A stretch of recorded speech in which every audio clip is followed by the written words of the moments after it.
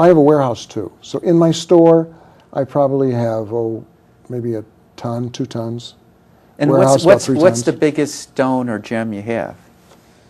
The largest gem I have, well, I have a amethyst geode about yay tall.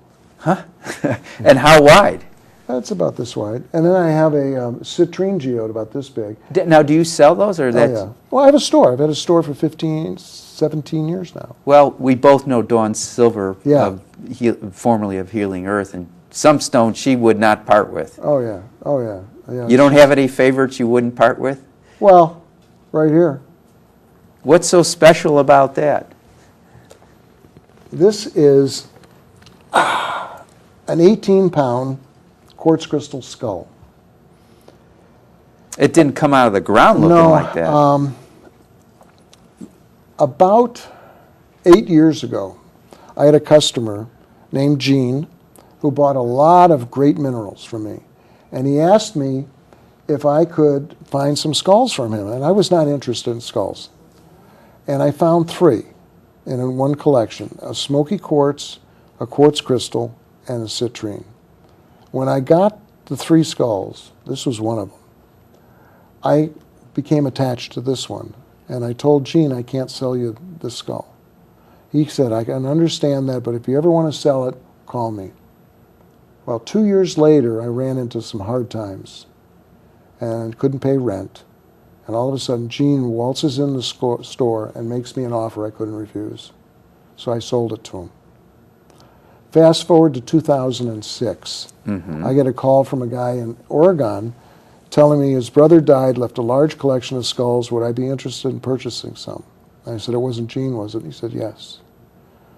So in March 2006, I went down, saw, this skull is called Shar, saw Shar, and I ended up buying it. And at the same time, I saw another skull, which I call Big Daddy. It's a 67-pound quartz crystal skull. I couldn't bring it here today because I brought the small car. 67 yeah, pounds? yeah. How big is it? Yeah, it's that big. Yeah. The interesting thing is that when I saw it, I didn't touch it. A friend of mine was with me. He said, it's really nice. I get back to Chicago, and all of a sudden, the other skull is calling me. And I had to have it. Yeah. I got possessed. I've got to have that skull. On July 23rd, 2006, I became the caretaker of one of the largest skulls in the world. 67 pounds, about this big, like that. And I meditated with the skull and I asked, what do you want to be called? And it screamed at me, Star Sirius. Well, it just so happens July 23rd is the day that Sirius is closest to the Earth. It's the day it opens.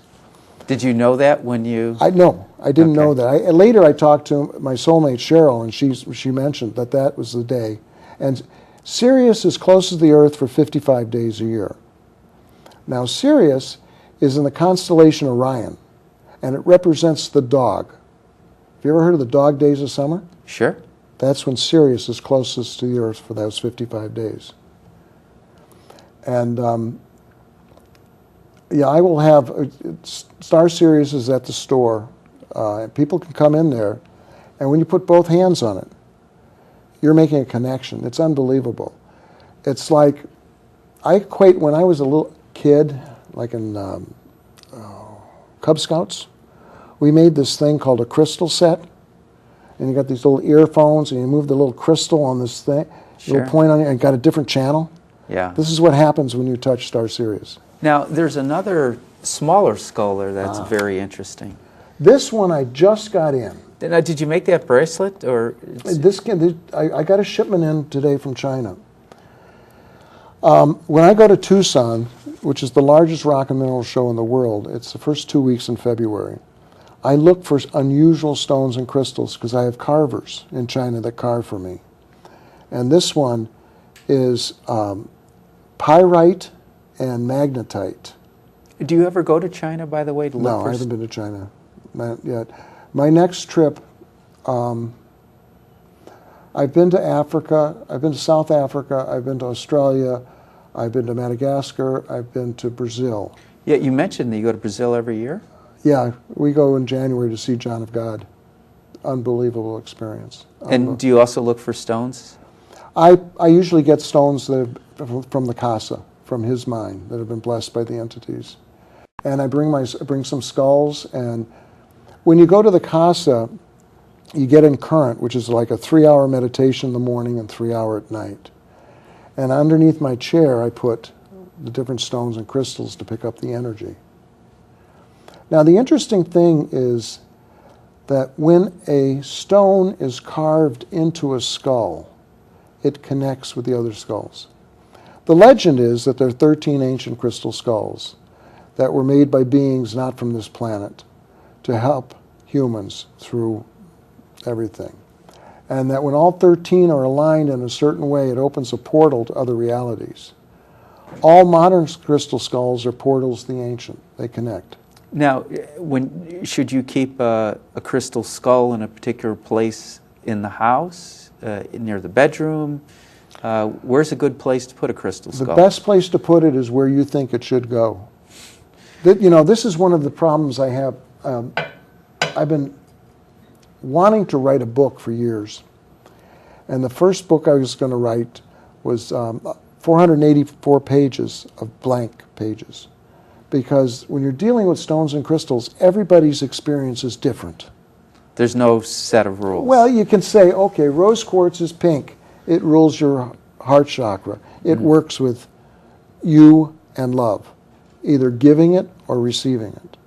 We can do this by color. And this is going to be part of what's in the book. It's by color.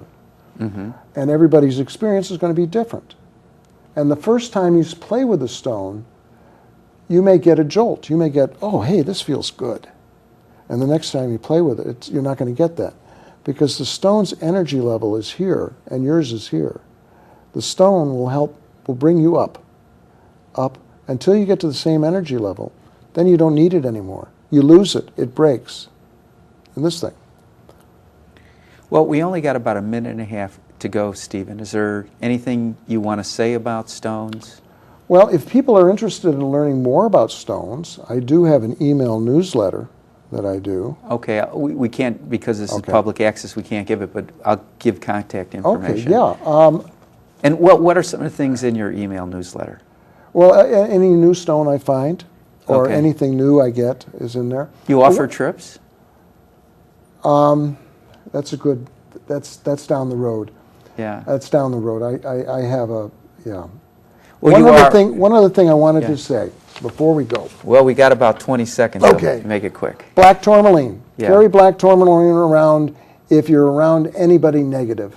It absorbs negativity. Sometimes it comes in from Oshkosh. I should put that in my car. All right. You're a wealth of information. For more information about Stephen Rosley, the Inner Quest talk show, Stephen's newsletter, Infinity Foundation, stay tuned to the credits at the end. Until next time, we wish you good health, good spirits, and good fortune. Thank you so much, Stephen. Thank you. It's been a pleasure.